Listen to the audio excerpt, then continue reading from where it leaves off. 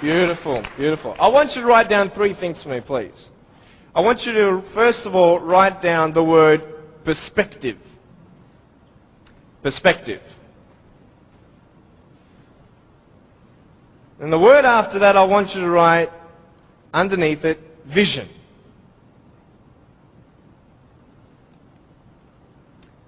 And then underneath that, I want you to put choices.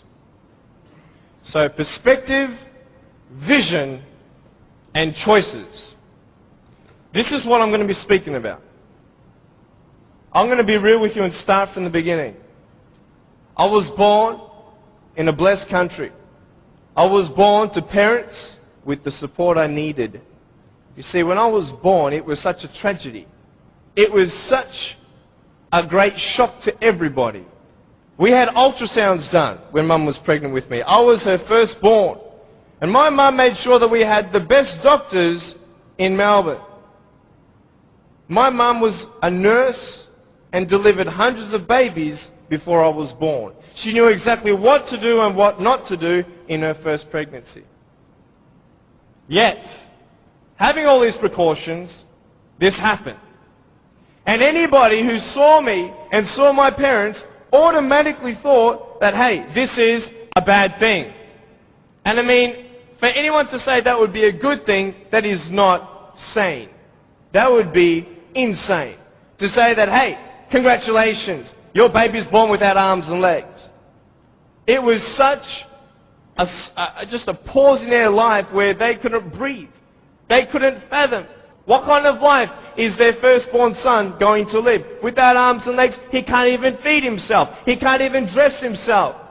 Doctor said I would never be able to stand up, let alone jump around. You know, I'm so thankful that they knew nothing until I was born. Because imagine if my parents did know, and they would have what? The option of abortion. And the majority of the doctors, I believe, would encourage such an act. Why? Because what we see in this child's life is not going to be a good quality lifestyle for you and your child. And the wisest thing you could do is abort. Well, hey, who knew?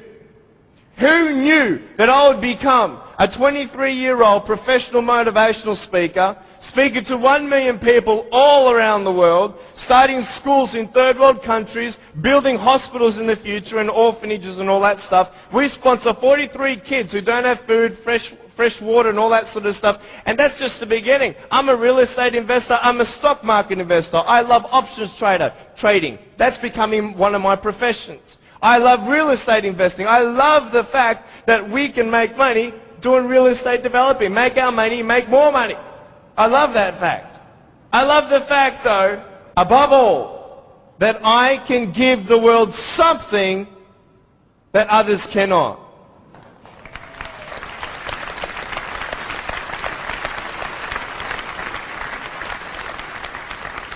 But before I tell you all that good stuff, let me tell you the more down times in my life. Obviously, it was difficult for my parents, but it was also difficult for me. When I went to school, a lot of kids teased me.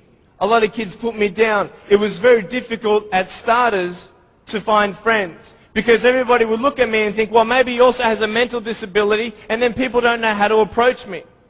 But my parents encouraged me to just speak with people. And as I speak, a lot of people would say, well, hey, he's just like everybody else, just with a few parts missing. You know, I'm just like you. I've just gone out on the limb a couple more times than you have for my friends. But it's all good. But it was very difficult at times, and I had no one to tell me that everything's going to be okay the way I wanted it said.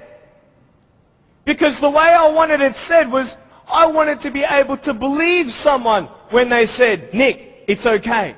Everything's going to be okay. The problem is if anyone did say that, even my parents at times, I would say, how do you know? How do you know how it feels to be in my position? You don't even know the future. How can you say that I'm going to have a good life? You cannot.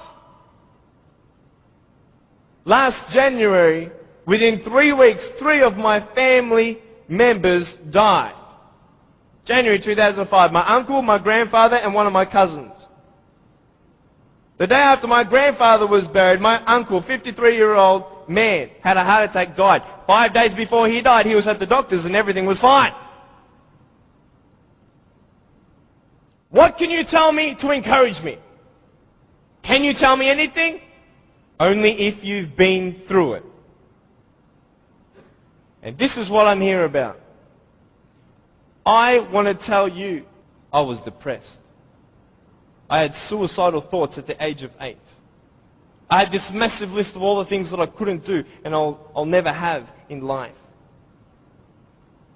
I never thought, I'll get married. Who'd want a husband without arms and legs? And I thought even if I ever did get married, I'm not going to be even able to hold my wife's hand. I'm not going to be able to dance with my bride on our wedding night. I used to hate going to public parks and seeing fathers throwing up their kids in the air and sometimes dropping them. I won't have that intimacy with my sons and my daughters. And I couldn't do this and I couldn't do that. And no one had any answers. And I thought I was the only one in such a predicament. What happened? What changed? The first thing I got you to write down was perspective. How you see your life is the first key. Who are you? And where are you in life? This is the first question I want to ask you.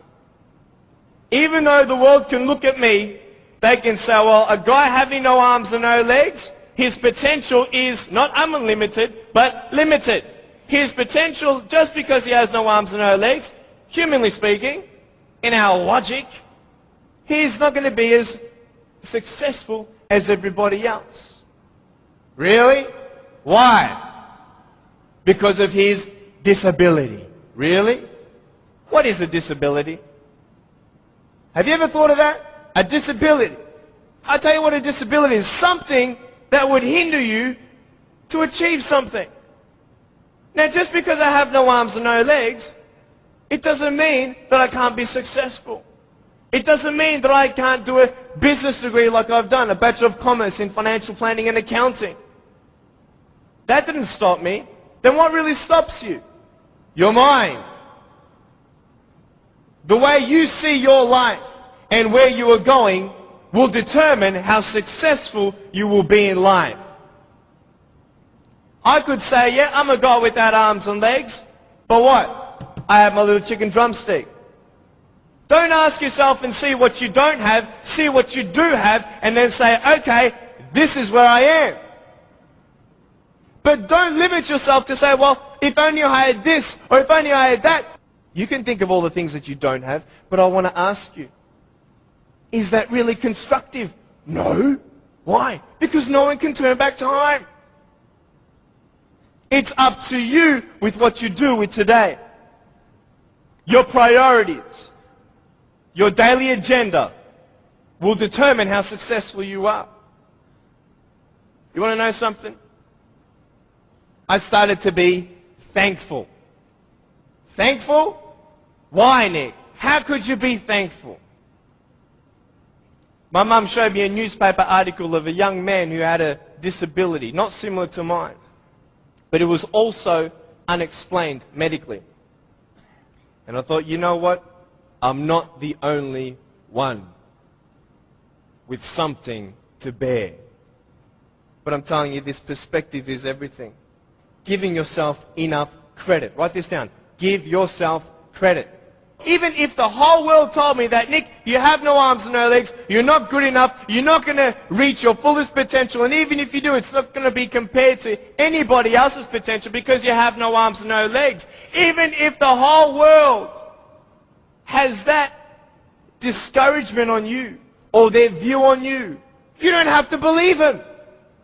You get it? You don't have to believe others' opinions. Because it's just an opinion. If a doctor comes to you and says, hey, I'm sorry, you've got cancer. What are you going to do? Get a second opinion. Right? Why? Because you want to make sure that he's right. You want to know exactly how much you have to live and what's going on. Well, why not get a second opinion when people put you down? Why not get a second opinion when your family thinks you're dreaming? Tell him.